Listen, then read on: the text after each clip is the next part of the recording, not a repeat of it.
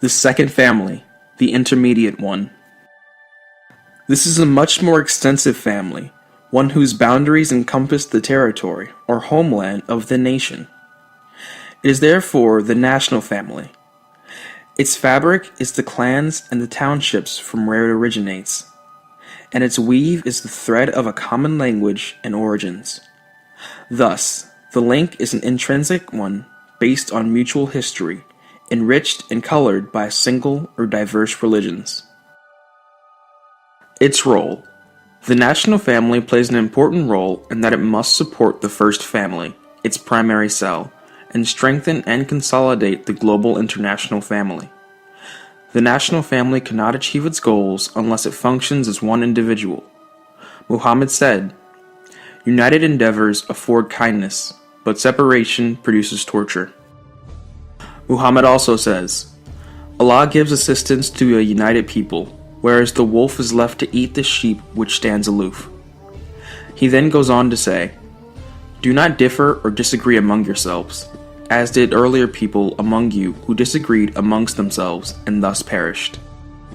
Another tradition of Muhammad is, "Two is better than one, three is stronger than two, therefore unite, for Allah gives good guidance only to a combined nation." This family has a role in 1.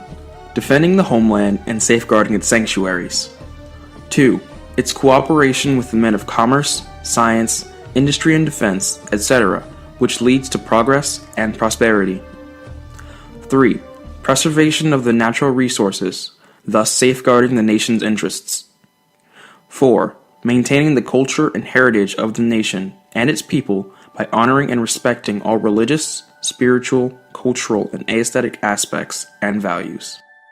The national family has a remarkable characteristic in that it does not discriminate between its citizens or its members.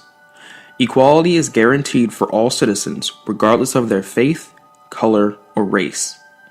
The family thus prevents its people from doing injustice or wrongdoing one another.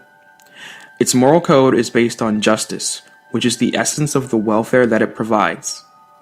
A Muslim in this family loves his fellow countrymen, and helps and gives support to others. He prefers to suffer patiently and he forgives, not out of weakness or cowardice, but out of strength and fortitude. Allah says, "They ward off evil with good." TQ, Surah 13, Thunder, verse 22. Besides, Allah's Apostle says, "The best moral excellence is to get in touch with those who disconnect with you and bestow gifts upon them, to give those who refuse to give you, and to pardon those who do you injustice." This is because Islam forbids Muslims to be aggressive or hostile, unless human rights are violated and unless private or public interests are violated and attacked. In these circumstances, Islam urges intervention with moderation and discretion. Muhammad says, "Do favor to those who deserve it, and to those who are not worthy of it. If it happens to fall upon who deserves it, it's alright. However, if it misses them, then you yourself are worthy of it." In general, however, the Quran exhorts Muslims to help one another in what is good and pious, not in what is sinful and wicked. TQ, Surah 5, The Table Spread, verse 3. This is the holy injunction that regulates and governs conduct and life in the national family. Muslim souls and spirits are reinforced by moral virtues and practical precepts that make the homeland a paradise of bliss. These can be summarized by some of the traditions of Muhammad as follows. 1. None is considered to be a true believer unless he loves and wishes for his brother what he wishes for himself. 2. You shall not enter paradise until you believe, and you shall not be true believers until you love one another. 3. In Islam, offense and injury are banned. The third family, the largest one,